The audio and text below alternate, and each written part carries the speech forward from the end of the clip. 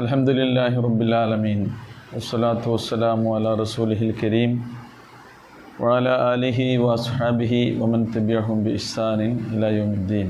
അമ്മാ ബഅദു ഇത്തഖുല്ലാഹ ഇബാദല്ലാഹ്. പ്രിയമുള്ള സഹോദരീ സഹോദരന്മാരെ, സൂറ നിസായിലെ 6-ാമത്തെ ആയത്ത് മുതലാണ് ഇൻഷാ അല്ലാഹ് ഇന്ന് നമുക്ക് പഠിക്കാനുള്ളത്. അഊദു ബില്ലാഹി മിനശ് ശൈത്വാനിർ റജീം. ബിസ്മില്ലാഹിർ റഹ്മാനിർ റഹീം. വബ്തലുൽ യതാമാ ഹത്താ ഇദാ ബലഗുൻ നികാഹ ഫഇൻ ആനസ്തും മിൻഹും റുശ്ദൻ فإن آنستم منهم رشدا فادفعوا إليهم أموالهم ولا تأكلوها إسرافا وبدارا أن يكبروا ومن كان غنيا فليستعفف ومن كان فقيرا فليأكل بالمعروف فإذا دفعتم إليهم أموالهم فأشهدوا عليهم وكفى بالله حسيبا.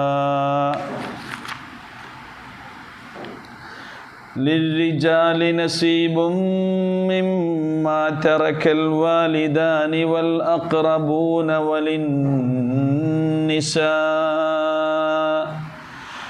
وللنساء نصيب مما ترك الوالدان والأقربون مما قل منه أو كثر نصيبا مفروضا. وإذا حضر القسمة أولو القربى واليتامى والمساكين فارزقوهم منه وقولوا لهم قولا معروفا.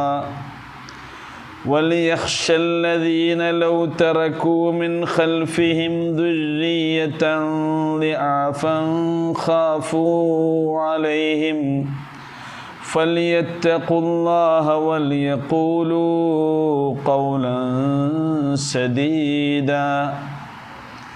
إن الذين يأكلون أموال اليتامى ظلما إنما يأكلون في بطونهم نارا وسيصلون سعيرا.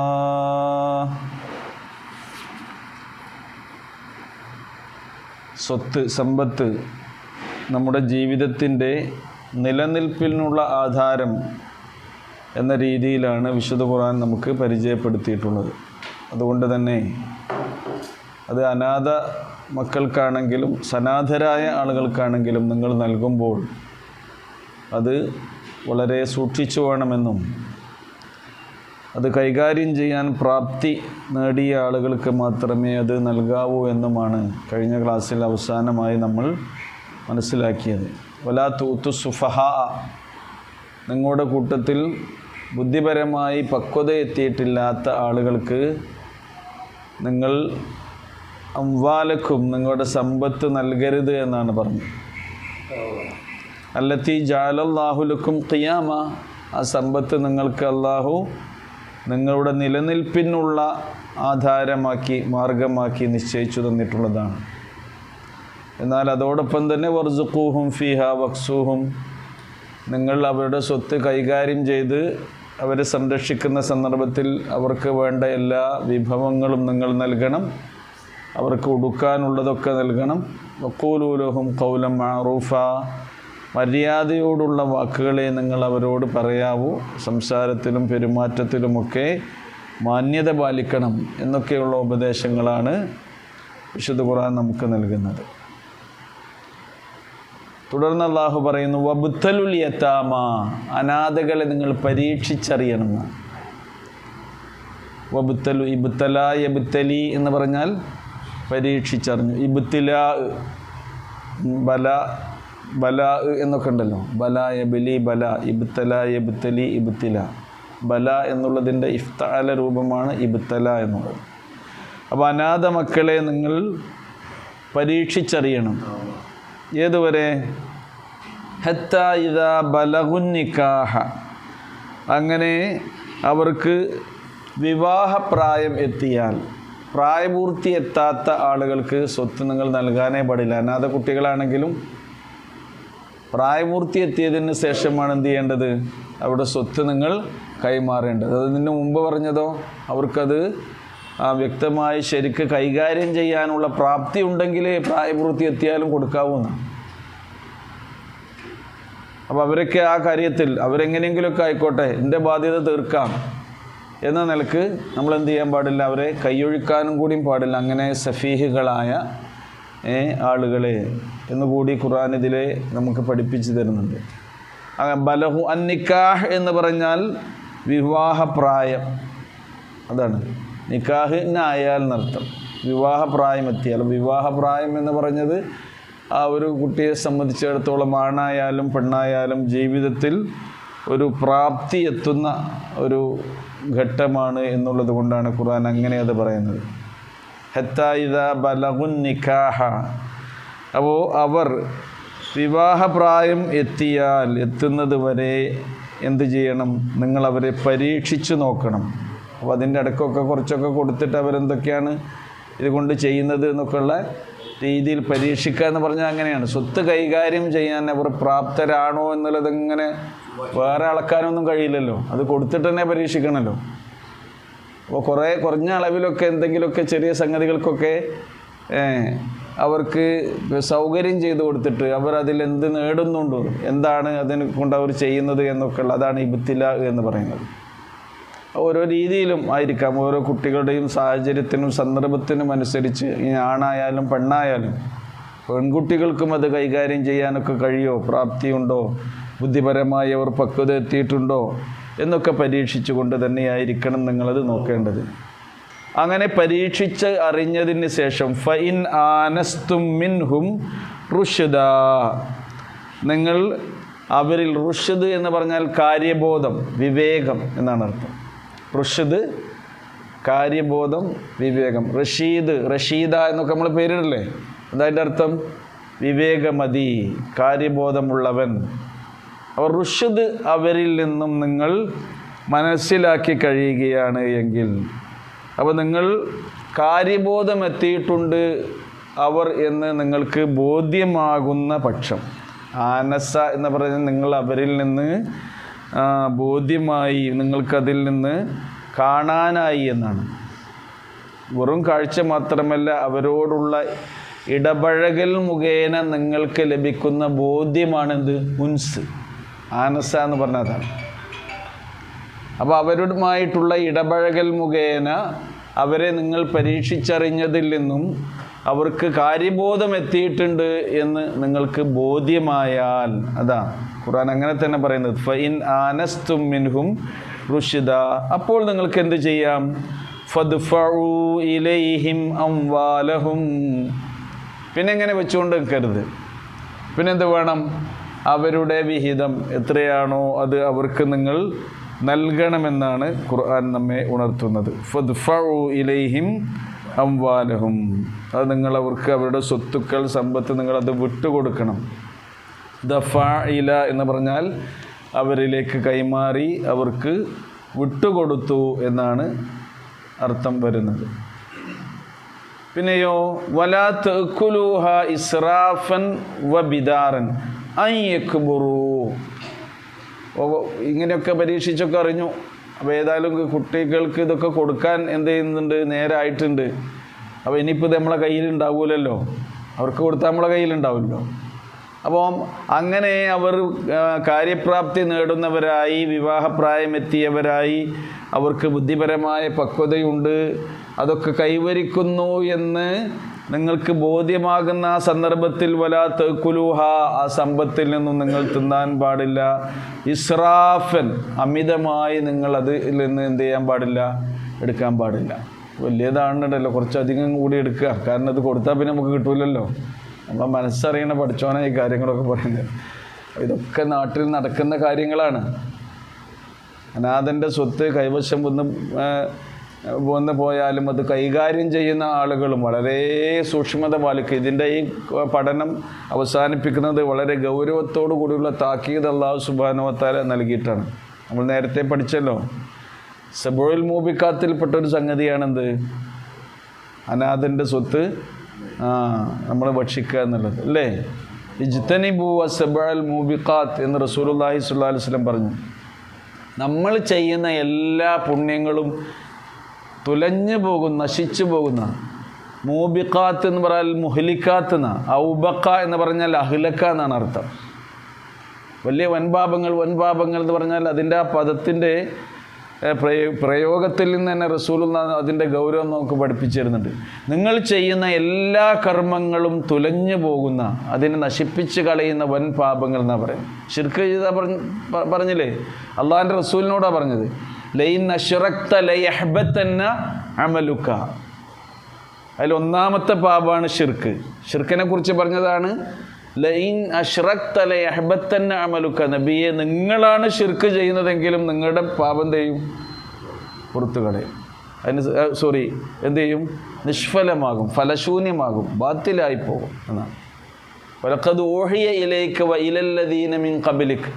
ഈ സന്ദേശം നിങ്ങൾക്ക് വഹി നൽകിയിട്ടുണ്ട്, നിങ്ങൾക്ക് മുമ്പ് ഇവിടെ നിയോഗിതനായ സകലമാന പ്രവാചകന്മാർക്കും വഹി നൽകിയിട്ടുണ്ട് എന്ന് പറഞ്ഞുകൊണ്ടാണ് ഖുർആൻ തുടങ്ങുന്നത്.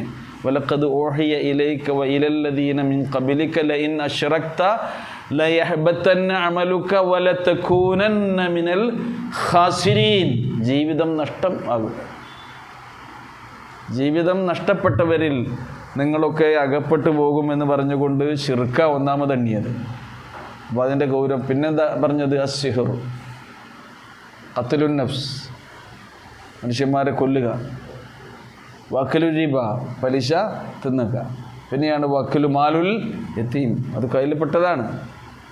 അപ്പോൾ അനാഥ സ്വത്തിൻ എങ്ങനെയാണ് ഭക്ഷിക്കുന്നതിൻ്റെ ഗൗരവത്തെക്കുറിച്ചാണ് ഖുർആൻ ഇവിടെയൊക്കെ പറയുന്നത്. വലാ തഅകുലുഹാ ഇസ്റാഫ.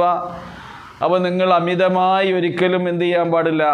അനാഥകളുടെ സ്വത്തിൽ നിന്ന് ഭക്ഷിക്കാൻ പാടില്ല. അപ്പോൾ ഭക്ഷിക്കാൻ പാടുണ്ടോ? നമുക്ക് ഇവിടെ ഭക്ഷിക്കാൻ പാടുണ്ട് എന്ന് വരുന്നുണ്ടല്ലോ, ഇതില്ലേ?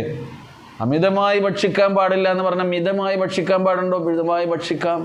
അതിനി അടുത്ത ആയത്തിൽ വിശദീകരിക്കുന്നുണ്ട്. എങ്ങനെ? ഈ സ്വത്ത് കൈകാര്യം ചെയ്യുന്ന ആൾ സ്വന്തമായി സ്വത്തില്ലാത്ത ആളുകളാണ് എങ്കിൽ,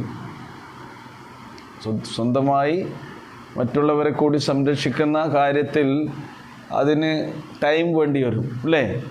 അതുപോലെ തന്നെ മെനക്കെട് വേണ്ടി വരും. അനാഥകളുടെ സ്വത്തൊക്കെ സംരക്ഷിക്കണ ഇതിന് വേണ്ടി സമയം ചെലവഴിക്കേണ്ടി വരും, അതിനുള്ള അധ്വാനങ്ങളൊക്കെ വേണ്ടി വരും. അതിന് പകരമായി എന്ത് ചെയ്യാം? നിങ്ങൾക്ക് മാന്യമായ നിലയിൽ അവരുടെ കൂടെ കഴിയുമ്പോഴും അവരുടെ സ്വത്ത് കൈകാര്യം ചെയ്യുമ്പോഴും നിങ്ങൾക്കതിൽ നിന്ന് ഭക്ഷിക്കുന്നതിന് വിരോധമില്ല. വഇൻ തുഖാലിതുഹും ഫഇഖ്വാനുക്കും ഫിദ്ദീൻ. നിങ്ങൾക്ക് ഇടയിൽ, അവർക്കിടയിൽ നിങ്ങൾ കൂടിക്കലർന്ന് ഇടപഴകി ജീവിക്കുന്നവരാണെങ്കിൽ ദീനിൽ നിങ്ങൾ അവരുടെ സഹോദരങ്ങൾ തന്നെയാണ് എന്ന് ഖുർആൻ മറ്റിടത്ത് വിശദീകരിക്കുന്നുണ്ട്. ഇൻഷാ അല്ലാഹ് അത് നമുക്ക് വിശദമായി അവിടെ പഠിക്കാം. ഈ ആയത്തിന് ശേഷം ഒരായത്തിൽ അത് പറയുന്നുണ്ട്. വലാ തഅകുലുഹാ ഇസ്റാഫ. അമിതമായി അതിൽ നിന്ന് നിങ്ങൾ തിന്നാൻ പാടില്ല. അതേപോലെ തന്നെ ബിദാറൻ. ബിദാർ എന്ന് പറഞ്ഞാൽ ധൃതിപ്പെട്ടുകൊണ്ടും എന്ത് ചെയ്യാൻ പാടില്ല? അതിൽ നിന്ന് നിങ്ങൾ തിന്നാൻ പാടില്ല. ഐ യക്ബുറു. അവർ വലുതായിത്തീരുന്നുവെന്ന് കണ്ടുകൊണ്ട്, വലിയതായി വരുന്നുണ്ട് കുട്ടികൾ കേട്ടോ, അവർ പക്വതയെത്തി വരുന്നുണ്ട്, വിവാഹപ്രായം എത്തി വരുന്നുണ്ട്, ബുദ്ധിപരമായി അവർക്ക് നല്ല കഴിവും പക്വതയും പ്രാപിച്ചു വരുന്നുണ്ട്. അതാണ്. അപ്പോൾ അവർ വലുതാകുമെന്ന് കരുതിക്കൊണ്ട് നിങ്ങൾ അമിതമായും ധൃതിപ്പെട്ടും അതിൽ നിന്ന് തിന്നാൻ പാടില്ല എന്നാണ് അല്ലാഹു സുബ്ഹാനഹു വ തആല പറയുന്നത്. വലുതായാൽ, പക്വത എത്തിക്കഴിഞ്ഞാൽ ആ സമയത്ത് എന്ത് ചെയ്യണം? യദ്ഫഉ ഇലൈഹിം അംവാലഹും. അവരുടെ സമ്പത്ത് നിങ്ങൾ അവർക്ക് എന്ത് ചെയ്യണം? ഏൽപ്പിച്ചു കൊടുക്കണം എന്നാണ് ഇവിടെ അല്ലാഹു സുബ്ഹാനഹു വ തആല സൂചിപ്പിക്കുന്നത്. അതായത് ഈ ആയത്തിൻ്റെ അവസാനത്തിൽ തന്നെയാണ് വമൻ കാന ഗനിയ്യൻ.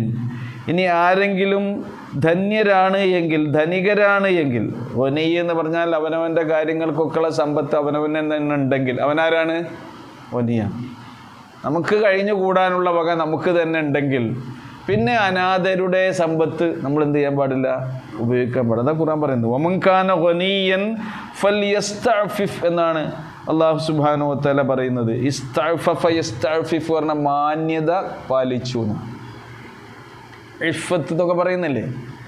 ഇസ്തഅഫഫ യസ്തഅഫിഫു വമൻ കാന ഗനിയൻ ഫൽയസ്തഅഫിഫ്.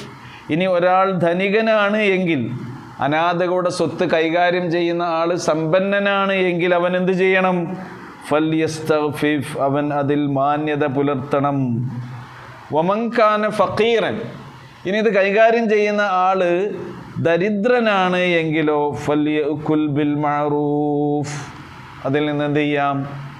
മാന്യമായ രീതിയിൽ അവൻ ഭക്ഷിച്ചു കൊള്ളട്ടെ, തിന്നുകൊള്ളട്ടെ. അപ്പോൾ അക്കുലു മാലുൽ യതീം, അനാഥ സ്വത്ത് എങ്ങനെയൊക്കെയാണ് നമുക്ക് തിന്നാനാവുക എന്നതിനെക്കുറിച്ചുള്ള കൃത്യമായ വിശദീകരണമാണ് അല്ലാഹു സുബ്ഹാനഹു വ തആല ഈ ആയത്തിലൂടെ നമുക്ക് മനസ്സിലാക്കി തരുന്നത്. അപ്പോൾ മനുഷ്യത്വപരമായ എല്ലാ നല്ല കാര്യങ്ങളും ഈ രംഗത്ത് നമ്മൾ പാലിക്കേണ്ടതുണ്ട് എന്നതാണ്. ഇബ്നു ഉമർ റളിയല്ലാഹു അൻഹു നിന്ന് ഉദ്ധരിക്കുന്നുണ്ട്, അന്ന റജുലൻ സഅല നബി സ്വല്ലല്ലാഹു അലൈഹി വസല്ലം, ഒരാൾ വന്ന് നബി സല്ലല്ലാഹു അലൈഹി വസല്ലമയോട് ഇങ്ങനെ ചോദിച്ചു, ലൈസ ലീ മാലുൻ, എനിക്ക് സമ്പത്തില്ല നബിയെ, വ ഇന്നി വലിയു യതീം, ഞാനാണെങ്കിലോ ഒരു അനാഥനെ സംരക്ഷിക്കുന്ന രക്ഷാധികാരി കൂടിയാണ്, ഒരു യതീമിൻ്റെ വലിയാണ്, എനിക്കാണെങ്കിൽ സമ്പത്തൊന്നുമില്ല. ഫഖാൽ, അപ്പോൾ റസൂലുള്ളാഹി സ്വല്ലല്ലാഹു അലൈഹി വസല്ലം പറഞ്ഞു, കുൽ മിൻ മാലി യതീമിക് ഗൈറ മുസ്രിഫ്, അപ്പോൾ നീ സംരക്ഷിക്കുന്ന നിൻ്റെ യതീമിൻ്റെ സമ്പത്തിൽ നിന്ന് തിന്നുകൊള്ളുക. എങ്ങനെയായിരിക്കണം? ഇവിടെ പറഞ്ഞല്ലോ, വലാ തഅകുലുഹാ ഇസ്റാഫ എന്ന് പറഞ്ഞില്ലേ, അതാണ് ഗൈറ മുസ്രിഫായിക്കൊണ്ട്. അപ്പം അമിതമാകാത്ത വിധത്തിൽ, വലാ മുതഅസ്സിൽ മാലൻ, അതേപോലെ തന്നെ സ്വത്ത് അവന് നഷ്ടപ്പെടാത്ത രീതിയിലുമായിരിക്കണം. വമിൻ ഗൈരി അൻ യത്തഖിയ മാലക ബിമാലിഹി, അതേപോലെ തന്നെ നിൻ്റെ സമ്പത്തിനെ നീ സൂക്ഷിക്കുന്ന പോലെ തന്നെ അവൻ്റെ സമ്പത്തിനെ സൂക്ഷിക്കാത്ത വിധത്തിൽ ആകരുത്. ആ ശ്രദ്ധയോടുകൂടി എന്ത് ചെയ്യണം? നിനക്ക് അവൻ്റെ കൂടെ ഇടകലർന്ന് ജീവിക്കുന്ന സന്ദർഭത്തിൽ ഭക്ഷിക്കുന്നതിന് വിരോധമില്ല. എന്നാൽ യതീം യകൂനു ഫീ ബൈത്തിൽ വലിയ വലദിഹി, കാരണം എന്താ? ഒരു യതീം അവൻ്റെ വീട്ടിൽ അവൻ്റെ മക്കളെ പോലെ തന്നെയാണ് ജീവിക്കേണ്ടത്. വൽ ഖൈറു ലഹു ഫീ തർബിയത്തിഹി അൻ യുഖാലിത്തൽ വലി, അനാഥനെ സംബന്ധിച്ചിടത്തോളം ഏറ്റവും ഗുണകരമായിട്ടുള്ളത് ഇങ്ങനെ അവരുടെ കൂടെ തന്നെ, അവരുടെ മക്കളുടെ കൂടെ തന്നെ കഴിഞ്ഞുകൂടുക എന്നതായിരിക്കും. കാരണം മക്കൾക്ക് കിട്ടുന്ന എല്ലാ സംരക്ഷണവും, ഭക്ഷണം വിളമ്പുമ്പോൾ അനാഥനെ വേറെ വിളമ്പും, സ്വന്തം മക്കൾക്ക് കൊടുക്കുന്ന രീതിയിൽ തന്നെയായിരിക്കും. വസ്ത്രം, അത് അടിസ്ഥാന കാര്യങ്ങളാണ് ഇവിടെ പറഞ്ഞത്. ഭക്ഷണം, വസ്ത്രം എന്നൊക്കെ ഒരു മനുഷ്യനെ സംബന്ധിച്ചിടത്തോളം അടിസ്ഥാന ആവശ്യങ്ങളാണ്. അതേപോലെ തന്നെ അൽ മുആശറ, അവർക്ക് കിട്ടുന്ന സഹവാസവും സ്നേഹവും അതൊക്കെ തുല്യമായി കിട്ടാൻ. അതുകൊണ്ടാണ് റസൂലുള്ളാഹി സ്വല്ലല്ലാഹു അലൈഹി വസല്ലം പറഞ്ഞത്, ഒരു അനാഥ വളരുന്ന വീടാണ് അള്ളാഹുവിൻ്റെ ബർക്കത്ത് ഏറ്റവും കൂടുതൽ ചൊരിയപ്പെടുന്ന വീട്. നമ്മളിവിടെ നമ്മുടെ കേരളത്തിലൊക്കെ പ്രത്യേക സാമൂഹ്യ സാഹചര്യത്തിലാണ് അനാഥാലയങ്ങൾ ഉണ്ടായത്. ഓർഫനേജുകളുടെയൊക്കെ ചരിത്രം നമുക്കറിയാലോ. കേരളത്തിൽ ആദ്യമുണ്ടായ ഓർഫനേജാണ് ഇത്, JDT അല്ലേ? കേരളത്തിലെ ഓർഫനേജുകളുടെ ചരിത്രം നമ്മളൊന്ന് പഠിച്ചു നോക്കേണ്ടതാണ്. അതും മലയാളികളെല്ലാം ഉണ്ടാക്കിയത്, പഞ്ചാബിൽ നിന്ന് ആൾ വന്ന് കണ്ടാണ് ഉണ്ടാക്കിയത്. പഞ്ചാബികളാണത് ഉണ്ടാക്കിയത്. അപ്പോൾ ഇങ്ങനെ ജീവകാരുണ്യ പ്രവർത്തനത്തിന്, സാമൂഹ്യക്ഷേമ പ്രവർത്തനത്തിന് നമുക്ക് മാതൃക കാണിച്ചു തന്ന മുൻഗാമികളായ ആളുകളുണ്ട്.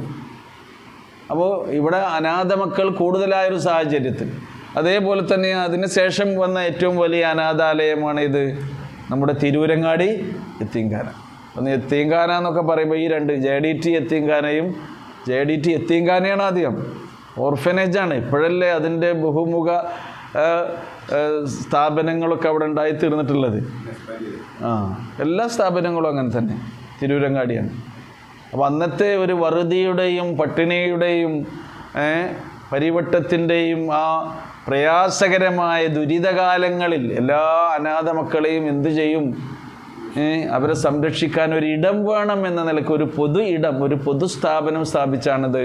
നമ്മൾ MK ഹാജി ഒക്കെ ആണ് അതിൻ്റെ മുന്നിൽ നടന്നിരുന്ന ആളുകൾ.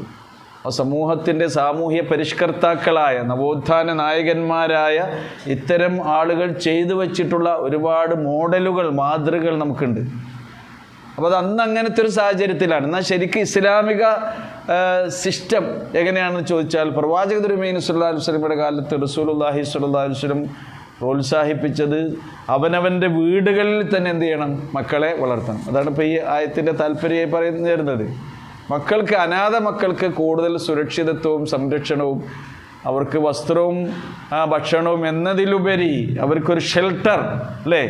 ഞങ്ങൾ സുരക്ഷിതരാണ്, ഞങ്ങൾ സനാഥരാണ്, അനാഥരല്ല എന്നൊരു ബോധം ഒരു വീട്ടിൽ ജീവിക്കുമ്പോഴേ കിട്ടുള്ളൂ. മറ്റ് അവിടെ അവരെ നോക്കാൻ വാർഡന്മാരാണ് ഉണ്ടാകുക, മെൻറ്റേഴ്സ് എല്ലാം ഉണ്ടാകുക. ഇവിടെയാണെങ്കിൽ രക്ഷിതാക്കൾ എന്നുള്ള നിലക്കുള്ള എല്ലാ സംഗതികളും കിട്ടും. അതിൻ്റെ ഒരു ഭാഗമായിരുന്നു നമ്മൾ വീടുകളിൽ വെച്ച് തന്നെ അനാഥകളെ സംരക്ഷിച്ച് അവർക്ക് അങ്ങോട്ട് വേണ്ട വിഭവങ്ങളൊക്കെ കൊടുക്കാൻ വേണ്ടിയിട്ട് ഓർഫൺ കെയർ യൂണിറ്റുകളൊക്കെ നമ്മൾ തുടങ്ങിയിരുന്നു. ISMൻ്റെ ഒക്കെ നേതൃത്വം നിങ്ങൾക്ക് ഓർമ്മല്ലേ? ഓർഫൺ കെയർ യൂണിറ്റ് എന്ന് പറഞ്ഞാൽ ഓരോ പ്രദേശങ്ങളും ഒരു ഉമ്മാൻ്റെ കൂടെ, ബാപ്പ ഏതായാലും ഇല്ല, ബാപ്പയില്ലാത്തവൻ, ഉമ്മൻ്റെ സ്നേഹം കൂടി കുട്ടിക്ക് കിട്ടാതെ പോകരുത് എന്ന് കരുതിക്കൊണ്ട് അവിടെ വീട്ടിൽ നിന്ന് തന്നെ അവർക്ക് സംരക്ഷണം നൽകാനുള്ള കാര്യങ്ങളൊക്കെ ചെയ്തിരുന്നത്. അപ്പോൾ ഏതായാലും ഇതാണ് റസൂൽ കരീം സല്ലല്ലാഹു അലൈഹി വസല്ലം അതുകൊണ്ടാണ് അനാഥകളെ, അതേപോലെ തന്നെ അവിടുന്ന് പറയുകയുണ്ടായി, അന വകാഫിലുൽ യതീമി ഫിൽ ജന്നത്തി ഹക്കദ. പ്രവാചക തിരുമേനി സല്ലല്ലാഹു അലൈഹി വസല്ലം അവിടുത്തെ ചൂണ്ടുവിരലും നടുവിരലും ചേർത്ത് വെച്ചുകൊണ്ട്, ഞാനും അനാഥയെ സംരക്ഷിച്ചവനും പരലോകത്ത് ഇതുപോലെ സമീപസ്ഥരായിരിക്കും, അടുത്തതായിരിക്കും. റസൂലിൻ്റെ സഹവാസം നമുക്ക് വേണ്ടേ? പ്രവാചകൻ്റെ ഒപ്പം സ്വർഗത്തിൽ കഴിയണമെന്ന് ആഗ്രഹമില്ലേ? അല്ലെങ്കിൽ അവർക്ക് നഷ്ടപ്പെടുന്നത് ഇതായിരിക്കും എന്നാണ് പ്രവാചക തിരുമേനി സല്ലല്ലാഹു അലൈഹി വസല്ലം ആ വിഷയത്തിൽ പറഞ്ഞത്. നോക്കൂ, വമൻ കാന ഗനിയൻ ഫൽയസ്തഅഫിഫ് വമൻ കാന ഫഖീറൻ ഫൽയഅകുൽ ബിൽ മഅറൂഫ്. അപ്പോൾ മഅറൂഫ് എന്ന പദം ഏതൊക്കെ ആശയത്തിലാണ് വരുന്നത് നിങ്ങൾ ആലോചിച്ച് നോക്കൂ. ഇവിടെ ഈ ആയത്തിൽ ഈ സ്വത്ത് പിന്നെ കൈകാര്യം ചെയ്യുന്നിടത്ത് എന്ത് വേണം? മഅറൂഫ് വേണം. സംസാരിക്കുന്നിടത്ത് എന്ത് വേണം? മഅറൂഫ് വേണം. പെരുമാറുന്നിടത്ത് എന്ത് വേണം? മഅറൂഫ് വേണം. ഫഇദാ ദഫഅതും ഇലൈഹിം അംവാലഹും, ഇനി അവരുടെ സമ്പത്ത് അവർക്ക് നിങ്ങൾ ഏൽപ്പിച്ചു കൊടുക്കുമ്പോൾ, ദഫഅഇല എന്ന് പറഞ്ഞാൽ എന്താ? അവർക്ക് ഏൽപ്പിച്ചു കൊടുത്തു, അവർക്ക് നൽകി. അവിടെ സമ്പത്ത് നിങ്ങൾ അവർക്ക് ഏൽപ്പിച്ചു കൊടുക്കുകയാണ് എങ്കിൽ ഫഅശ്ഹിദു അലൈഹിം, എന്ത് വേണം? നിങ്ങളതിന് സാക്ഷികളെ നിർത്തണം. ഞാൻ അവർക്ക് കൊടുത്തിട്ടുണ്ട്, പോരാ, അതിന് തെളിവ് വേണം, സാക്ഷികളും വേണം, ബോധ്യം വേണം. അപ്പോൾ ഇതൊക്കെ അങ്ങോട്ടും ഇങ്ങോട്ടൊക്കെ പ്രശ്നങ്ങൾ ഉണ്ടാകും, അല്ലേ? അനാഥ സ്വത്ത് കൈകാര്യം ചെയ്ത ആൾ ശരിക്കും കൃത്യമായി പടച്ചോനെ പേടിയുള്ള ആൾ തന്നെയായിരിക്കും. അയാൾ ആ രീതിയിൽ തന്നെ അത് കൈകാര്യം ചെയ്ത് അനാഥകളായ ആളുകൾക്ക് സ്വത്ത് സംഭവം നൽകിയിട്ടുണ്ടാകും, അവർ പിന്നെ കൈകാര്യം ചെയ്യുന്നുണ്ടാകും. പക്ഷേ ഈ ആളെ ചിലപ്പോൾ പഠിച്ചവൻ എന്ത് ചെയ്തിട്ടുണ്ടാകും? ഈ അനാഥ മക്കളെയൊക്കെ അള്ളാഹുവിനെ ഭയന്നുകൊണ്ട് നല്ല നിലയ്ക്ക് സംരക്ഷിച്ചു എന്നതിനാൽ തന്നെ അയാൾക്ക് അള്ളാഹു ചിലപ്പോൾ അയാളുടെ ബിസിനസ്സിൽ ബർക്കത്ത് കൊടുത്തിട്ടുണ്ടാവും, അയാളുടെ കൃഷിയിൽ ബർക്കത്ത് കൊടുത്തിട്ടുണ്ടാവും കേട്ടോ. അയാൾ പൂർവോപരി സമ്പന്നനായിരിക്കും. ഈ അനാഥകളെ സംരക്ഷിക്കുന്ന ആ കാലഘട്ടത്തേക്കാൾ കൂടുതൽ അയാൾക്ക് അത് കൊടുത്ത് തിരിച്ചേൽപ്പിച്ചതിന് ശേഷം എന്തുണ്ടാകും? അയാൾ വലിയ കാറൊക്കെ വാങ്ങിയിട്ടുണ്ടാകും, ചിലപ്പോൾ ഷോപ്പ് 2-3 അപ്പുറത്തും ഇപ്പുറത്തും തുടങ്ങിയിട്ടുണ്ടാകും, ബ്രാഞ്ച്, അല്ലേ? അപ്പോൾ ആൾക്കാർ പറയാൻ തുടങ്ങും, വെറുതെ അല്ല അവൻ എന്ത് അനാഥൻ്റെ സ്വത്ത്, ആ എത്തിയും കുട്ടികളും പിന്നെ സ്വത്താണ് അവിടെ അപ്പുറത്തും ഇപ്പുറത്തൊക്കെ കടകളുടെ ബ്രാഞ്ചായി വന്നത്. 2 ഏക്കർ അപ്പുറത്ത് റബ്ബർ തോട്ടം എടുത്തിട്ടുണ്ട്, ഇപ്പുറത്ത് വേറെ തോട്ടം എടുത്തിട്ടുണ്ട്, കുരുത്തം പിടിക്കുവാന്. അപ്പോൾ നമുക്കെന്ത് വേണം? എന്ത് വേണം? തെളിവ് വേണം. ഈ സംഗതികൾ സ്വത്ത് കൈകാര്യം ചെയ്യുന്നിടത്തൊക്കെ ആരാണെങ്കിലും അതാണ് തെളിവ് വേണം, തെളിവ് വേണം എന്ന് പറഞ്ഞു. ബാപ്പ മക്കൾക്ക് ഇതേപോലെ സ്വത്ത് കൊടുക്കുകയാണെങ്കിലും നമ്മളില്ലാത്ത സമയത്ത് നമ്മുടെ സ്വത്ത് മക്കൾക്ക് എപ്പോഴാണ് കിട്ടുക? നമ്മുടെ അസാന്നിധ്യത്തിൽ നമ്മുടെ സ്വത്ത് നമ്മുടെ മക്കൾക്ക് എപ്പോഴാണ് കിട്ടുക? എപ്പോഴാണ് കിട്ടുക? മരിച്ചു പോകണം. അതാണ് ഞാൻ അടുത്ത ഒരിക്കടെ സംഗതിയാണ് ഇനി പറയാനുള്ളത്. അവൻ ജീവിച്ചിരിക്കുന്ന കാലഘട്ടത്തിലാണെങ്കിലും ബാപ്പയാണ് മകന് കടം കൊടുക്കുന്നത് എങ്കിലും അതിനെന്ത് വേണം? ഓൻ്റെ മകനാണ് എന്ന നിലക്കാകരുത്. അത് എഴുതി വെക്കണം, രേഖപ്പെടുത്തി വെക്കണം. എല്ലാ മക്കൾക്കും നിങ്ങൾ കൊടുത്തിട്ടുണ്ടോ? ഏതെങ്കിലും മക്കൾക്ക് കൊടുക്കുകയാണെങ്കിൽ പ്രത്യേകം അത് രേഖപ്പെടുത്തി വെക്കണം. വായ്പയാണ്, കടമാണ് കേട്ടോ. അതിൻ്റെ വാപ്പയല്ലേ, എൻ്റെ മകനെ അല്ലേ എന്നില്ല. ആയത്തുദ്ദീന് പഠിച്ചിട്ടില്ലേ നമ്മൾ? അൽബക്കർ കഴിഞ്ഞിട്ട് ആലിംബ്രാൻ കഴിഞ്ഞിട്ടാണ് പിന്നെ നിസായിലെത്തിയത്. അൽബക്കറയിലെ ഏറ്റവും വലിയ ആയത്ത് എന്താണ്? ആയത്തുദ്ദീനാണ്. കടമിടപാടുകൾ സംബന്ധിച്ച് നമ്മൾ പാലിക്കേണ്ട മര്യാദകളെ അല്ലാഹു സുബ്ഹാനഹു വ തആല ഒരു പേജോളം വരുന്ന ഒരു സൂക്തത്തിലാണ് നമുക്ക് പഠിപ്പിച്ചു തന്നിട്ടുള്ളത്. എന്നാലോ ഈ ഉമ്മത്ത് ഏറ്റവും കൂടുതൽ അവഗണിച്ച് കളയുന്ന ദൈവിക നിയമങ്ങളിൽപ്പെട്ടതാണ് ഇത്. സാമ്പത്തിക ഇടപാടിൽ അത് രേഖപ്പെടുത്തി വെക്കുന്നിടത്തുള്ള സൂക്ഷ്മതക്കുറവ്. ആ സൂക്ഷ്മത നമ്മൾ എന്ത് ചെയ്യുന്നില്ല, പാലിക്കുന്നില്ല എന്നുള്ളതാണ്. അള്ളാഹു നമ്മെയും എല്ലാവരെയും അനുഗ്രഹിക്കുമാറാകട്ടെ. അതുകൊണ്ടാണ് ഫൈദാ ദഫഅതും ഇലൈഹിം അംവാലഹും, അപ്പോൾ അനാഥ മക്കളുടെ സമ്പത്ത് നിങ്ങൾ അവർക്ക് തിരിച്ചേൽപ്പിക്കുന്ന സന്ദർഭത്തിൽ, കൊടുക്കുന്ന സന്ദർഭത്തിൽ ഫഷ്ഹിദു അലൈഹിം, നിങ്ങൾ എന്ത് വേണം? സാക്ഷി നിർത്തണം. അതിന് സാക്ഷികൾ വേണം, ഞാൻ കൊടുത്തിട്ടുണ്ട് എന്നുള്ളതിനൊക്കെ. ഇത് നിർബന്ധമാണ് എന്നാണ് പല മദ്ഹബിൻ്റെയും ഇമാമുമാരൊക്കെ. വഹാദൽ ഇഷ്ഹാദു വാജിബുൻ ഇൻദ ഷാഫിയ്യ വൽ മാലിക്കിയ, മദ്ഹബിൻ്റെ ഇമാമുകൾക്കിടയിലുള്ള അഭിപ്രായം പറഞ്ഞത് ഇത് നിർബന്ധമായും വേണ്ട ഒരു സംഗതി. നിർബന്ധം തന്നെയാണ്. അല്ല ഒരു കാര്യം ഖുർആനിൽ പറഞ്ഞാൽ അത് നമ്മൾ പാലിക്കേണ്ടത് തന്നെയാണ്. വകഫാ ബില്ലാഹി ഹസീബ, എന്നാലും പഠിച്ചോൻ്റെ എന്തുണ്ടാകും? ഒരു സ്ക്രൂട്ടിനി ഉണ്ടാവും അവസാനം കേട്ടോ. നമ്മളിതൊക്കെ കൈകാര്യം ചെയ്യുന്നിടത്തും നമ്മൾ ഏതേതൊക്കെ വിധത്തിൽ സൂക്ഷ്മത പാലിച്ചിട്ടുണ്ട് എന്നുള്ളതിന് പഠിച്ചോൻ്റെ കണക്ക് നോക്കൽ വരാനുണ്ട്. വകഫാ ബില്ലാഹി ഹസീബ, കണക്ക് നോക്കുന്നവനായി ആര് തന്നെ മതി? അല്ലാഹു സുബ്ഹാനഹു വ തആല തന്നെ മതി എന്നാണ് പറയുന്നത്. ഇനി നമ്മൾ അനന്തരാവകാശവുമായി ബന്ധപ്പെട്ട ആയത്തുകളിലേക്ക് പ്രവേശിക്കുന്നത്. ഇതുവരെ നമ്മൾ ആദ്യം മുതൽ തന്നെ പറഞ്ഞത് അനാഥകളുമായി ബന്ധപ്പെട്ട കാര്യമാണ് അല്ലേ? നമ്മുടെ വിവാഹത്തെ വരെ എന്ത് ചെയ്തു? സ്പർശിച്ചുകൊണ്ടാണ് ആ അനാഥ സംരക്ഷണത്തിൻ്റെ കാര്യം ഖുർആൻ നമുക്ക് പഠിപ്പിച്ചു തരുന്നത്. വിവാഹത്തെ സ്പർശിച്ചു എന്ന് പറഞ്ഞാൽ ജാഹിലിയ കാലത്ത് അങ്ങനെയായിരുന്നു അവർ. അനാഥകളുടെ സമ്പത്ത് പിന്നെ അതെടുക്കാൻ പാടില്ല എന്നുള്ളൊരു പേടി അവർക്കുണ്ടായിരുന്നെങ്കിലും വിവാഹത്തിലൂടെ ആണെങ്കിൽ എങ്ങനെയും ആകാം എന്നുള്ളൊരു ധാരണ അവർക്കുണ്ടായിരുന്നു. അതുകൊണ്ടാണ് വിവാഹത്തെ ഇതിലേക്ക് ചേർത്തിക്കൊണ്ട് അല്ലാഹു സുബ്ഹാനഹു വ തആല ഈ കാര്യങ്ങൾ വിശദീകരിച്ചത്. നമ്മൾ ഈ സൂറയുടെ ആദ്യ ഭാഗത്ത് തന്നെ വളരെ സവിസ്തരം മനസ്സിലാക്കിയിട്ടുണ്ടായി. ഇനി പറയുന്നത് നോക്കൂ.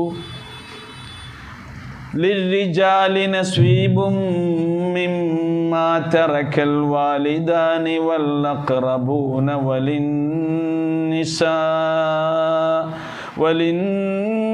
വലിന്നിസാഇ നസ്വീബും മിമ്മാ തറക്കൽ വാലിദാനി വൽ അഖറബൂൻ. ലിർരിജാലി നസ്വീബുൻ, പുരുഷന്മാർക്ക് ഓഹരിയുണ്ട്. എന്തിൽ നിന്ന്? മിമ്മാ തറക്കൽ വാലിദാനി വൽ അഖറബൂൻ. അൽ അഖറബൂൻ എന്ന് പറഞ്ഞാൽ അടുത്ത ബന്ധുക്കൾ കേട്ടോ. അഖറബൂൻ ആരാണ്? അടുത്ത ബന്ധു. ഖരീബ്, ഖുറബാ, അൽ അഖറബൂൻ അടുത്ത ബന്ധുക്കൾ. അൽ വാലിദാനി എന്ന് പറഞ്ഞാലോ മാതാപിതാക്കൾ. മാതാവും പിതാവുമാണ് ആര്? അൽ വാലിദാനി. വാലിദ് പിതാവ് മാത്രമാണ്, വാലിദത്ത് മാതാവാണ്. പക്ഷെ മാതാപിതാക്കൾ എന്നുള്ളതിന് എന്ത് പറഞ്ഞാൽ മതി? വാലിദാനി, വാലിദൈനി എന്നൊക്കെ നമ്മൾ പറയുന്നില്ലേ, അതാണ് അതിൻ്റെ ദ്വിവചനമാണ്. അപ്പോൾ മാതാപിതാക്കളും അടുത്ത ബന്ധുക്കളും മിമ്മാ തറക്ക, അവർ ഉപേക്ഷിച്ചു പോകുന്നതിൽ നിന്നും. അതുകൊണ്ടാണ് അനന്തര സ്വത്തിന് അറബിയിൽ തെരിക്കത്ത് എന്ന് പറയും. തറക്ക എന്ന് പറഞ്ഞാൽ എന്താ? ഉപേക്ഷിച്ചു എന്ന്. തെരിക്കത്ത് എന്ന് പറഞ്ഞാൽ മരണാനന്തരം അവർ ഉപേക്ഷിച്ചു പോകുന്ന സ്വത്തിനാണ് എന്ത് പറയുന്നത്? തെരിക്കത്ത് എന്ന് പറയുന്നത്. അതാണ് മിമ്മാ തറക്കൽ വാലിദാനി വൽ അഖറബൂൻ. അപ്പോൾ അടുത്ത ബന്ധുക്കളും മാതാപിതാക്കളും ഉപേക്ഷിച്ചു പോകുന്ന സ്വത്തിൽ നിന്ന് നസ്വീബ്. നസ്വീബ് എന്ന് പറഞ്ഞാൽ എന്താ? ഓഹരി. ആർക്കുണ്ട്? ലിർരിജാൽ, പുരുഷന്മാർക്കുണ്ട്. അപ്പോൾ ജാഹിലിയ കാലത്ത് പുരുഷന്മാർക്ക് മാത്രമേ എന്തുണ്ടായിരുന്നുള്ളൂ? സ്വത്തുണ്ടായിരുന്നുള്ളൂ. സ്ത്രീകൾക്കുണ്ടായിരുന്നോ? ഇല്ല. അല്ലാഹു സുബ്ഹാനഹു വ തആല ഈ അനന്തരാവകാശ നിയമത്തിൻ്റെ ആയത്തുകളിലൂടെ പുരുഷന്മാർക്ക് സ്വത്ത് അനുവദിച്ച പോലെ തന്നെ ആർക്കും അനുവദിച്ചു കൊടുത്തു, സ്ത്രീകൾക്കും. നോക്കൂ നിങ്ങൾ, വലിന്നിസാ, അത് വേറെ തന്നെ പറയാണ്, സ്ത്രീകൾക്കുമുണ്ട്. ഈ സൂറയുടെ പേരെന്താണ്? നിസാ. അപ്പോൾ സ്ത്രീകൾ എന്ന പേരിട്ടിട്ട് ആദ്യം തന്നെ സ്ത്രീകളുടെ അവകാശം, ഏത് അവകാശത്തെക്കുറിച്ചാണ് അല്ലാഹ് പറയുന്നത്? ഏത് അവകാശത്തെക്കുറിച്ചാണ് പറയുന്നത്? അവർക്കുള്ള അനന്തരാവകാശത്തെക്കുറിച്ചാണ് ഇവിടെ പറയുന്നത്. വലിന്നിസാഇ നസീബുൻ, അതേപോലെ തന്നെ സ്ത്രീകൾക്കും ഓഹരിയുണ്ട്. എന്തിൽ നിന്ന്? മിമ്മാ തറക്കൽ വാലിദാനി വൽ അഖ്റബൂൻ, അടുത്ത ബന്ധുക്കളും മാതാപിതാക്കളും ഉപേക്ഷിച്ചു പോകുന്ന സ്വത്തിൽ നിന്ന് സ്ത്രീകൾക്കുണ്ട് എന്ന് പിന്നെ തന്നെ ആവർത്തിച്ച് പറയാണ്. പുരുഷന്മാർക്കുണ്ട്, സ്ത്രീകൾക്കുണ്ട്. ഇനി ഏറ്റവും കൂടുതൽ സ്വത്ത് കിട്ടുന്ന ആർക്കാണ്? ശരിക്ക് സ്ത്രീകൾക്കാണ്. അവിടെ പകുതിയുള്ളൂ പറയാണ്. ഒരു ചോക്ക് നമുക്ക് ആർക്കാണ് കിട്ടുന്നത്?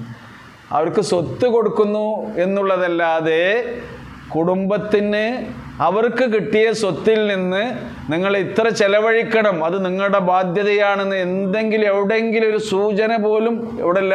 ഖുർആനില്ല. സ്വത്ത് അവർക്ക് കെട്ടിപ്പൂട്ടി വെക്കാം, അവർക്ക് ഉപയോഗിക്കാം.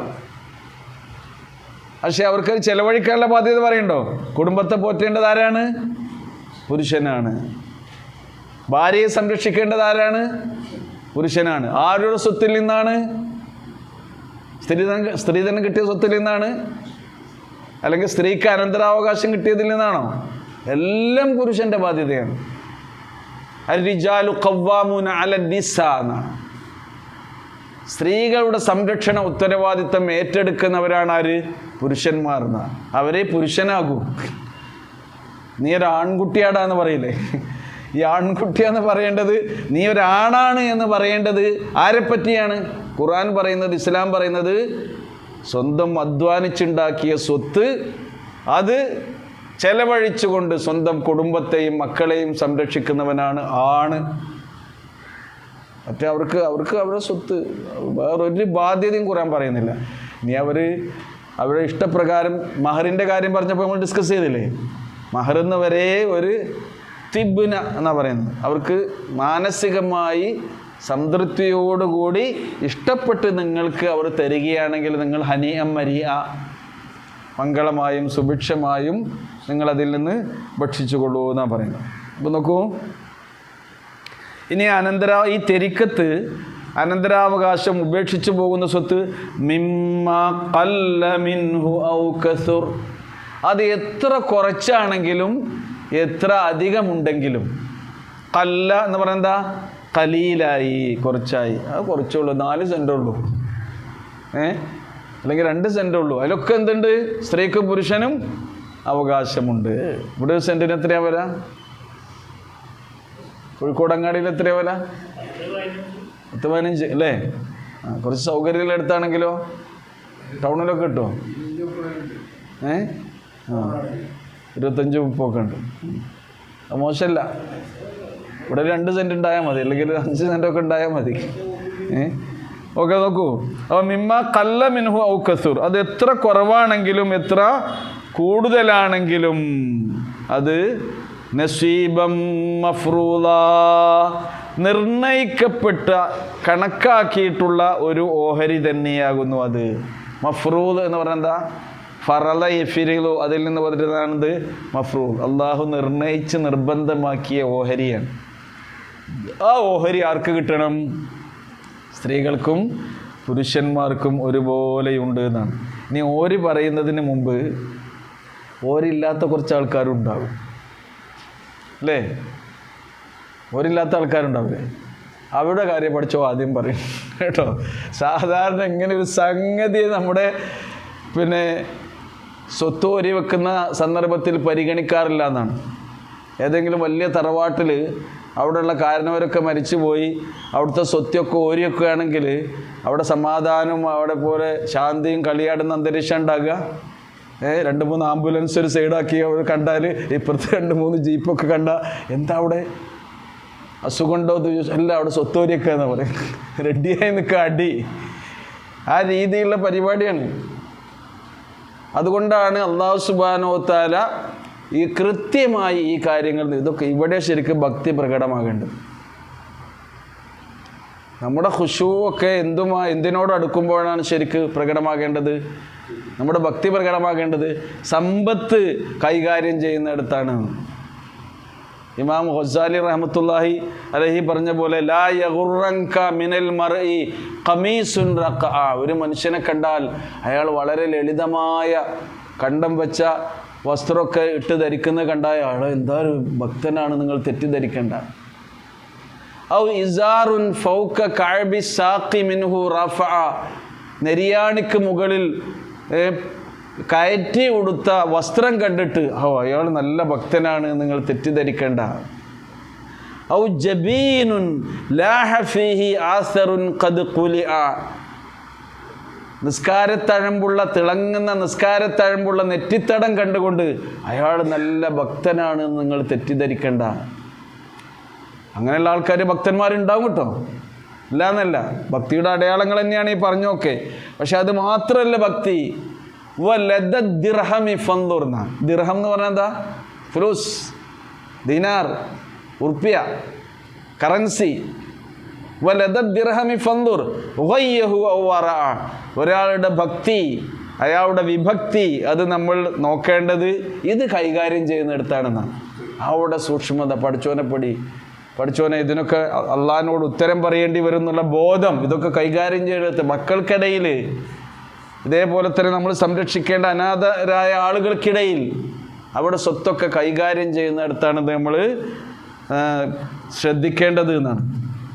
അപ്പോൾ നോക്കൂ, ഇവിടെ അള്ളാഹു പറയുന്നത് വൈദാ ഹളറൽ ഖിസ്മ, ഖിസ്മത്ത് എന്ന് പറഞ്ഞാൽ ഓഹരി വെക്കുന്ന. അപ്പോൾ ഓഹരി വെക്കുന്ന ഇടങ്ങളിൽ, ഓഹരി വെക്കുന്ന നേരത്ത് സന്നിഹിതരായാൽ, ഹലറ എന്ന് പറഞ്ഞാൽ പ്രസൻറ്റ്, ഹാലിറായി, ഹാജരായി.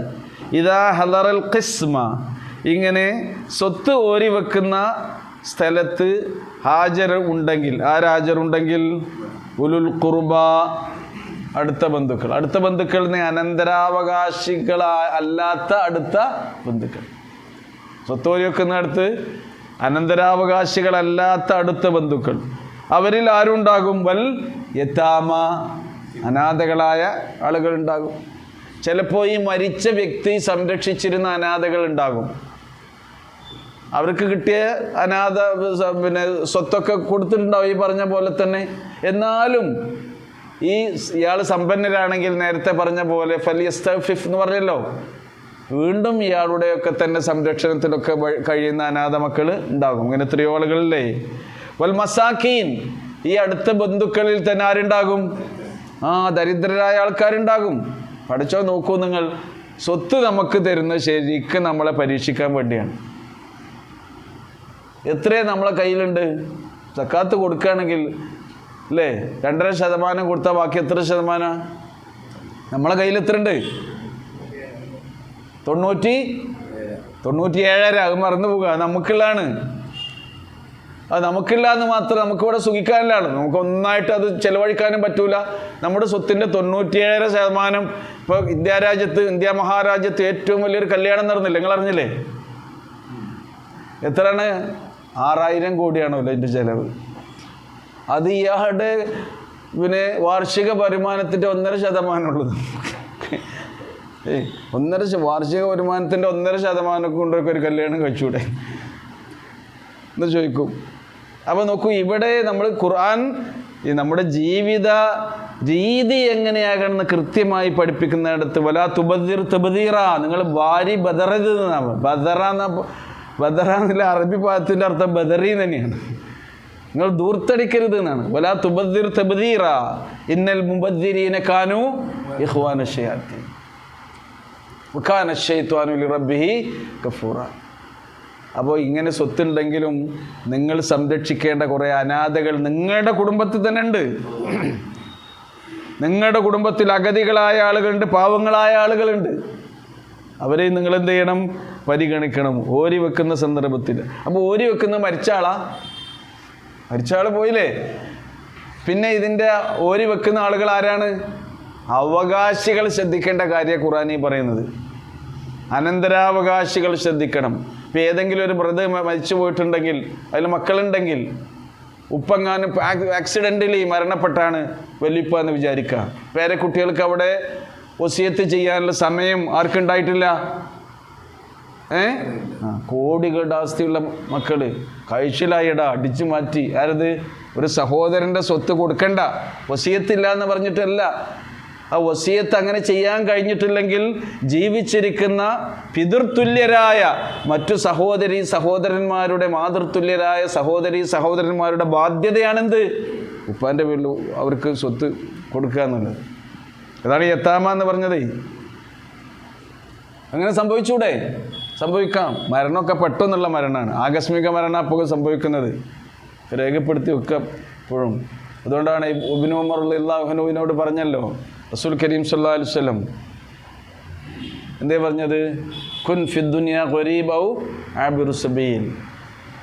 ഈ ദുനിയാവിൽ ഒരു വഴിയാത്രക്കാരനെ പോലെ ജീവിച്ചോ, അല്ലെങ്കിൽ റോഡ് ക്രോസ് ചെയ്ത് പോണ ആൾ. ആബിറു സബീൽ അതാണ്. ഒരു പരദേശിയെ പോലെ നീ ജീവിച്ചോ എന്ന് പറഞ്ഞതിന് ശേഷം ഇബ്നു ഉമർ റളിയല്ലാഹു അൻഹു പറയുന്നുണ്ട്. പിന്നെ എല്ലാ സംഗതികളും എന്ത് ചെയ്തിരുന്നു? അദ്ദേഹം രേഖപ്പെടുത്തിയിട്ട് കണക്കൊക്കെ. സ്വത്ത് എവിടെയല്ലോ എന്നും കൂടി അറിയാത്ത മനുഷ്യന്മാരുണ്ട്. അത്ര സമ്പത്തുള്ള ആൾക്കാർ. ബാപ്പാക്ക് എവിടെയാ സ്വത്ത്, എവിടെയൊക്കെ ഉണ്ട് എന്നുള്ളത് ആർക്കറിയില്ല, അനന്തരാവകാശികൾക്കറിയില്ല.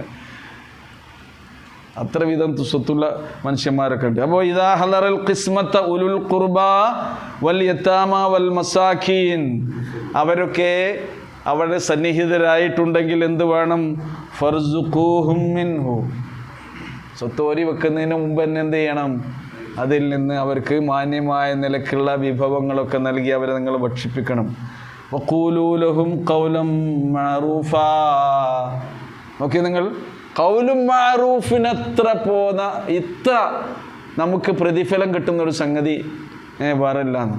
ഖൗലുൻ മഅറൂഫ്. നമ്മളൊരാളോട് ഒരു യാചകൻ വരികയാണെങ്കിൽ നമുക്ക് കൊടുക്കാനില്ലെങ്കിലും എന്താ പറയാൻ പറഞ്ഞ ഖുർആന്? എന്ത് പറയണം?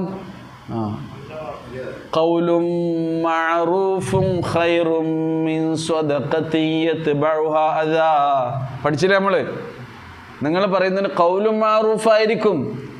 നിങ്ങൾ സ്വതക്ക കൊടുത്തിട്ട് ആ കൊടുത്തതിൻ്റെ പേരിൽ എടുത്തു പറഞ്ഞ് അയാളെ വീണ്ടും ദ്രോഹിക്കുന്നതിനേക്കാൾ നിങ്ങൾ പറയുന്നൊരു നല്ല വാക്കാണ് ഏറ്റവും ഉചിതമായിട്ടുള്ളത് എന്ന് ഖുർആൻ പറയുന്നുണ്ട്. വഖൂലൂ ലഹും ഖൗലൻ മഅറൂഫ എന്ന് പറഞ്ഞാൽ അവരവിടെ എങ്ങനെ വന്നിട്ടുണ്ടെങ്കിൽ അന്ന് വിരുന്ന് വന്നു എന്ന് വിചാരിക്കുക.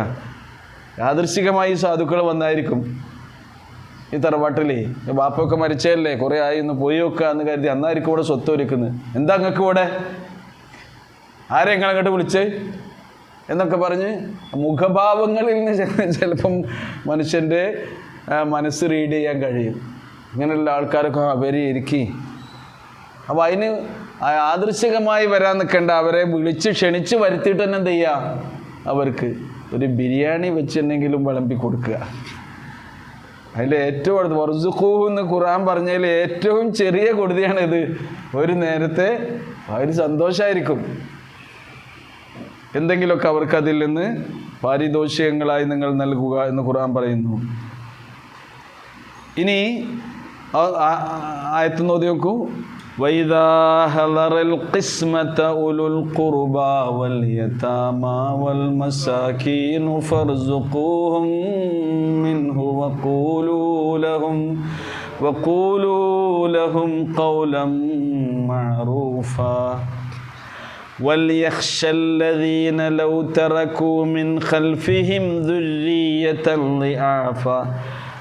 അതിനു മുമ്പ് ഈ ലിരിജാലി നസീബും മിമ്മാ തറക്കൽ വാലിദാൻ എന്ന ആയത്തുണ്ടല്ലോ. എത്രാമത്തെ ആയത്താണ്? ഏഴാമത്തെ ഈ ആയത്ത് അവതരിക്കാനുള്ള അവതരണ പശ്ചാത്തലമായി മിക്കവാറും എല്ലാ തഫ്സീറുകളിലും ഉദ്ധരിക്കുന്ന ഒരു സംഭവമുണ്ട്. അതും കൂടി നമ്മൾ വായിക്കാം, എന്നാലേ അതിൻ്റെ വിശദീകരണം പൂർത്തിയാകും. ഇതിൻ്റെ സബബു നുസൂലായി ഔസ് ബിനു സാമിത്ത് അൽ അൻസാരി റളിയല്ലാഹു അൻഹു, കേട്ടോ, ഔസ് ബിനു അസ്സാമിത്തുൽ അൻസാരി റളിയല്ലാഹു അൻഹു, അദ്ദേഹം തൂഫിയ, അദ്ദേഹം മരണപ്പെട്ട സന്ദർഭത്തിൽ അദ്ദേഹത്തിന് ഭാര്യയുണ്ട്, അതേപോലെ തന്നെ 3 പെൺമക്കളുമാണുള്ളത്. ഭാര്യയും 3 പെൺമക്കളും.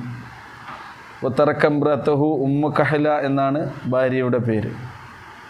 അങ്ങനെ വന്ന സന്ദർഭത്തിൽ ഈ വ്യക്തിയുടെ ഔസ് ബിൻ സാമിത്ത് റളിയല്ലാഹു അൻഹുവിൻ്റെ പിതൃവ്യ പുത്രന്മാരായ രണ്ടാളുകൾ സുവൈദ് അതുപോലെ തന്നെ അർഫത എന്നുള്ള ആളുകൾ ഇദ്ദേഹത്തിൻ്റെ അനന്തര സ്വത്തൊക്കെ തന്നെ കൈവശം വെച്ചു. ജാഹിലിയ കാലത്തുള്ള അവരുടെ സമ്പ്രദായം അങ്ങനെയായിരുന്നു. അപ്പോൾ ഇസ്ലാമികമായ ഒരു വിധി ഈ കാര്യത്തിൽ വന്നിട്ടില്ല. അപ്പോൾ ഇദ്ദേഹത്തിൻ്റെ ഭാര്യ പ്രവാചക തിരുമേനി സല്ലല്ലാഹു അലൈഹി വസല്ലമയുടെ അരികിൽ ചെന്നിട്ട് പറഞ്ഞു, റസൂലേ, നിങ്ങൾക്കറിയാവുന്നതുപോലെ എൻ്റെ ഭർത്താവ് മരണപ്പെട്ടു. ഔസ് അദ്ദേഹത്തിന് സലാസു ബനാത്സ് 3 പെൺമക്കളാണുള്ളത്. അവർക്ക് ചിലവ് കൊടുക്കാനൊക്കെ ഞാൻ വളരെയധികം ബുദ്ധിമുട്ടുന്നുണ്ട്. എന്നാൽ ഔസ് ബിൻ സാമിത്തിനാണെങ്കിൽ അത്യാവശ്യം തിരക്കേടില്ലാത്ത സ്വത്തുണ്ട്. വതറക അബൂഹുന്ന മാലൻ ഹസനൻ. പക്ഷേ ഇതെല്ലാം തന്നെ അവരുടെ ഇബ്നൈ അമ്മിഹി പിതൃവ്യ പുത്രന്മാരായ 2 ആളുകൾ എടുത്തു വച്ചിട്ടുണ്ട്. ഞങ്ങൾക്ക് ഇതുവരെ കിട്ടിയിട്ടില്ല. ഞങ്ങൾക്കാണെങ്കിലോ ജീവിതത്തിൻ്റെ ബുദ്ധിമുട്ടും പ്രയാസങ്ങളൊക്കെ ഉണ്ട്. മക്കളൊക്കെ വഹുന്ന ഫീ ഹിജ്രി ലാ യുത്അംന വലാ യുസ്ഖീൻ, എൻ്റെ സംരക്ഷണത്തിൽ തന്നെയാണ്. അവർക്ക് വേണ്ട വിധത്തിൽ തീറ്റിപ്പോറ്റാനോ വസ്ത്രങ്ങൾ നൽകാനൊന്നും എനിക്ക് കഴിയുന്നില്ല. അപ്പോൾ റസൂലുള്ളാഹി സ്വല്ലല്ലാഹു അലൈഹി വസല്ലം അവർ 2 പേരെയും വിളിച്ചു. എന്നിട്ട് അവർ പറഞ്ഞു, ഫദഅഹുമാ റസൂലുള്ളാഹി സ്വല്ലല്ലാഹു അലൈഹി വസല്ലം. അപ്പോൾ അവർ പറഞ്ഞു, ജാഹിലിയ കാലത്തുള്ളവരുടെ മനസ്ഥിതി നോക്കണം. യാ റസൂലല്ലാഹ്, വലദുഹാ ലാ യർകബ് ഫറസൻ വലാ യഹ്മിലു കല്ലൻ വലാ യൻകി അദുവൻ നക്സിബു അലൈഹി വലാ തുക്സബ്. അപ്പോൾ ശരിക്ക് ആൺകുട്ടികൾക്ക് മാത്രം സമ്പത്ത് കൊടുക്കുന്ന രീതിയായിരുന്നു ഏത് കാലത്തുണ്ടായിരുന്നത്? ജാഹിലിയ കാലത്തുണ്ടായിരുന്നു. എന്ന് പറഞ്ഞാൽ കുതിരപ്പുറത്ത് കയറണം, അതേപോലെ തന്നെ എന്തെങ്കിലുമൊക്കെ സമ്പാദിച്ച് കൊണ്ടുവരണം, ശത്രുക്കളെ നേരിടണം. അങ്ങനെയുള്ള ആൾക്കാർക്കല്ലേ ഇനി ചിലവുള്ളൂ, സമ്പത്ത് ചിലവാക്കണുള്ളൂ. ഇവരതൊന്നും ചെയ്യുന്നില്ല എന്നാണ്. ആ സന്ദർഭത്തിലാണ് ഈ ആയത്ത്, അത് സ്ത്രീകൾക്ക് കൂടി ഇതിൽ അവകാശമുണ്ട് എന്ന് പറയുന്ന ആയത്ത് വിശുദ്ധ ഖുർആനിലേത് അവതരിച്ചത് എന്നാണ്. ഫഖാല റസൂലുള്ളാഹി സ്വല്ലല്ലാഹു അലൈഹി വസല്ലം. ഇവിടെ നോക്കൂ നിങ്ങൾ, ഇവിടെ ഭാര്യയുമുണ്ട്, അതേപോലെ തന്നെ 3 പെൺമക്കളും ഉണ്ട്. ഇത് നമ്മൾ ഓരി വെക്കുകയാണെങ്കിൽ നിങ്ങൾ പഠിച്ച കണക്കനുസരിച്ച് ഇതൊന്ന് ഓരി വെക്കി. ഔസ് ബിൻ സാമിത്ത് റളിയല്ലാഹു അൻഹു മരിച്ചിട്ടുണ്ട്. എത്ര മക്കളാണുള്ളത്? 3 പെൺമക്കളുമുണ്ട്, ഭാര്യയുണ്ട്. അപ്പോൾ പെൺമക്കൾക്ക് എത്ര ഉണ്ടാവും ഓരി? നമ്മൾ പഠിക്കാനിരിക്കുന്നുള്ളൂ അല്ലേ? നിങ്ങൾ പിന്നെ മനസ്സിലാക്കിയ പ്രകാരം ഒന്ന് പറയും. പകുതിയാ ആൻസർ അവിടെ നിന്ന് പറയുന്നുണ്ട്. 3ൽ 2 ഭാഗം. ഔസ് ബിൻ സാമിത്ത് റളിയല്ലാഹു അൻഹുവിൻ്റെ സ്വത്തിൻ്റെ 3ൽ 2 ഭാഗം ആർക്കുണ്ട്? ഈ പെൺകുട്ടികൾക്കുണ്ട്. അപ്പോൾ മരിച്ച വ്യക്തിക്ക് ആൺകുട്ടികളില്ല, പെൺമക്കളാണ്. പെൺമക്കൾ 2ഓ 2ൽ കൂടുതലോ, കേട്ടോ, 2 പെൺമക്കളോ അല്ലെങ്കിൽ 2ൽ കൂടുതൽ പെൺമക്കളോ ഉണ്ടെങ്കിൽ ബാപ്പാൻ്റെ സ്വത്തിൻ്റെ 3ൽ 2 ഭാഗം പെൺമക്കൾക്ക്. അത് ഒരു തുല്യമായിട്ട് എടുക്കുക. ഭാര്യക്കോ എത്ര? കുട്ടികളുണ്ടായത് കൊണ്ട് ഭാര്യക്ക് 8ൽ1. അപ്പോൾ ഈ സ്വത്തിൻ്റെ 8ൽ1 ഭാര്യക്കും 3ൽ 2 ഭാഗം. ബാക്കി ആർക്ക് കിട്ടുള്ളൂ? ഈ പിതൃവ്യ പുത്രന്മാർക്ക് കിട്ടുകയുള്ളൂ എന്നാണ്. അതാണ് റസൂലുള്ളാഹി സ്വല്ലല്ലാഹു അലൈഹി വസല്ലം അങ്ങനെ തന്നെ ഓരി വെച്ചു. ഫനസലൽ ആയ ഫഅസ്ബത ലഹുന്നൽ മീറാസ്. അങ്ങനെ അവർക്ക് അനന്തരാവകാശ സ്വത്ത് ഈ ആയത്ത് അവതീർണമായതോടുകൂടി സ്ഥിരപ്പെട്ടു. ഫഖാല റസൂലുള്ളാഹി സ്വല്ലല്ലാഹു അലൈഹി വസല്ലം ലാ തുഫർരിക മിൻ മാലി ഔസ് ഷൈഅൻ ഫഇന്നല്ലാഹ ജഅല ലി ബനാതിഹി നസീബാ. അല്ലാഹു സുബ്ഹാനഹു വ തആല അദ്ദേഹത്തിൻ്റെ പെൺകുട്ടികൾക്ക് ഇതാ ഓഹരി നിശ്ചയിച്ചിട്ടുണ്ട്. മിമ്മാ തറക വലം യുബയ്യിൻ ഫനുസിലത്. പിന്നെ എത്രയാണെന്ന് പറഞ്ഞിട്ടില്ലായിരുന്നു. നബി സല്ലല്ലാഹു അലൈഹി വസല്ലം അത് വിശദീകരിച്ചു കൊടുത്തത് യൂസിക്കുമുല്ലാഹു. ഇനി നമുക്ക് പഠിക്കാനിരിക്കുന്ന ആയത്താണ് കേട്ടോ. ആയത്തിലൂടെ അതിൻ്റെ അളവും പറഞ്ഞിട്ടുണ്ട്, ഓഹരിയും പറഞ്ഞിട്ടുണ്ട്. ഫഅതാ സൗജഹു സുമുന, കേട്ടോ, തൻ്റെ ഭാര്യയ്ക്ക് 8/1 കൊടുത്തു. വൽ ബനാത്തിയ സുലുസൈൻ, പെൺമക്കൾക്ക് 3/2 കൊടുത്തു. വൽ ബാഖി ലിബനിൽ അം, ബാക്കിയുള്ളതാണ് പിന്നെ ആർക്ക് കിട്ടിയത്? തൻ്റെ പിതൃവ്യ പുത്രന്മാർക്ക് കിട്ടിയത്. അങ്ങനെ അതിൻ്റെ ഓഹരി നമ്മൾ നിർണയിച്ചു കൊടുത്തു. അപ്പോൾ ഈ ആയത്തൊക്കെ അങ്ങനെ പഠിക്കുന്നതോടുകൂടി നിങ്ങളുടെ സ്വത്തൊക്കെ ഓരി വെച്ച ലിസ്റ്റ് എല്ലാവരും പേരെഴുതി പേപ്പറിൽ തരണം കേട്ടോ. കേട്ടോ, അത് നൗഫലും കേൾക്കണില്ലല്ലോ ഈ പറഞ്ഞ. അടുത്ത ക്ലാസ്സിൽ ഇൻഷാ അല്ലാഹ് സ്വത്ത് ഓരി വെക്കുന്ന സംഗതിയാണ്. അപ്പോൾ അതിൻ്റെ ഹോംവർക്ക് എന്താണെന്ന് ചോദിച്ചാൽ, നിങ്ങൾക്കുള്ള സ്വത്തൊക്കെ സപ്പോസ് നമുക്ക് മരിക്കണ്ടേ, മരിച്ചു കഴിഞ്ഞാൽ എങ്ങനെയാണ് വീതം വെക്കുക എന്നുള്ളതിൻ്റെ ഖുർആനിൻ്റെ നിയമപ്രകാരം വീതം വെച്ച് ഓരോരുത്തരും പേരെഴുതി ഫോൺ നമ്പർ എഴുതി ലിസ്റ്റ് ഒന്ന് തരിക കേട്ടോ. ഓക്കെ ഇപ്പോഴും കിട്ടണം എന്നുള്ള ചിന്ത തന്നെയാണല്ലേ. അപ്പോൾ ഇൻഷാ അല്ലാഹ് ഇത് ഇത്ര വളരെ സൂക്ഷ്മമായി, ഇതൊക്കെ വളരെ, ഒറ്റ പെൺകുട്ടിയാണെങ്കിൽ പകുതി കൊടുക്കണം, അതാ വരുന്നുണ്ട്. ഒരു മകളാണെങ്കിൽ ഉപ്പാൻ്റെ സ്വത്തിൻ്റെ പകുതിയാണ് കൊടുക്കേണ്ടത്. ഇനി നിങ്ങൾക്ക് പകുതി കിട്ടണം നിസാർക്ക. നിങ്ങളുടെ ഭാര്യൻ്റെ സ്വത്ത് ഓരി വെക്കണ കാര്യത്തിൽ പറയാട്ടോ, വേറെ ഒന്നും വിചാരിക്കരുത്. ഭർത്താവിൻ്റെ സ്വത്ത് നിങ്ങൾക്കും കിട്ടും. അവൻ പറയുന്നുണ്ട് ഭാര്യൻ്റെ സ്വത്ത് നിങ്ങൾക്ക് പകുതി കിട്ടും. എന്ത് വേണമെന്നോ, നിങ്ങൾക്ക് മക്കളൊന്നുമില്ലെങ്കിൽ കേട്ടോ. ഇൻഷാ അല്ലാഹ് വരുന്നുണ്ട്. ഓക്കെ, പെൺമക്കൾ പെൺകുട്ടിയാണെങ്കിൽ എന്ത് ചെയ്യുള്ളൂ, പകുതി കിട്ടും. ബാക്കി എന്ത് ചെയ്യും, മറ്റുള്ള സെക്കൻഡ് റോ, ഫസ്റ്റ് റോ കഴിഞ്ഞാൽ പിന്നെ അവകാശികളില്ലെങ്കിൽ എൻ്റെ സെക്കൻഡ് റോയിലേക്ക് പോകും. വളരെ പഠിക്കാം ഇൻഷാ അല്ലാഹ്. ഓക്കെ, നിർത്തുക. അല്ലാഹു സുബ്ഹാനഹു വ തആല നമ്മെ അനുഗ്രഹിക്കുമാറാകട്ടെ. നമ്മുടെ ഇഹപര വിജയത്തിന് വേണ്ടി, ഇവിടെയുള്ള രക്ഷക്കും മരണാനന്തര ജീവിതത്തിലെ രക്ഷക്കും വേണ്ടി അല്ലാഹു സുബ്ഹാനഹു വ തആല നമുക്ക് ഇറക്കി തന്നിട്ടുള്ള വെളിച്ചമാകുന്ന ഈ വിശുദ്ധ ഗ്രന്ഥം, അത് അതിൻ്റെ ആശയങ്ങളും അർത്ഥങ്ങളും സഹിതം കൃത്യമായി പഠിച്ച് മനസ്സിലാക്കി ജീവിതത്തിൽ പകർത്താനുള്ള തൗഫീക്ക് റഹ്മാനായ നാഥൻ നമുക്കൊക്കെ പ്രദാനം ചെയ്യുമാറാകട്ടെ. അല്ലാഹുവേ, ഞങ്ങളിൽ നിന്ന് സംഭവിക്കുന്ന വീഴ്ചകൾ ഞങ്ങളോട് പൊറുക്കേണമേ. ഞങ്ങളിൽ നിന്ന് മരണപ്പെട്ടു പോയവർക്ക് മഗ്ഫിറത്തും മർഹമത്തും നൽകണമേ. ഞങ്ങളുടെ രോഗികൾക്ക് ശിഫയും ശമനവും നൽകണമേ. ഞങ്ങളുടെ ഇണകളിലൂടെ മക്കളിലൂടെ കൺകുളിർമയും സമാധാനവും നൽകി അനുഗ്രഹിക്കണമേ. റബ്ബനാ തഖബ്ബൽ മിന്നാ ഇന്നക അന്ത സമീഉൽ അലീം വതുബ് അലൈനാ ഇന്നക അന്ത തവ്വാബുർ റഹീം. വസല്ലല്ലാഹു തആല അലാ ഖൈരി ഖൽഖിഹി മുഹമ്മദിൻ വഅലാ ആലിഹി വസഹ്ബിഹി അജ്മഈൻ.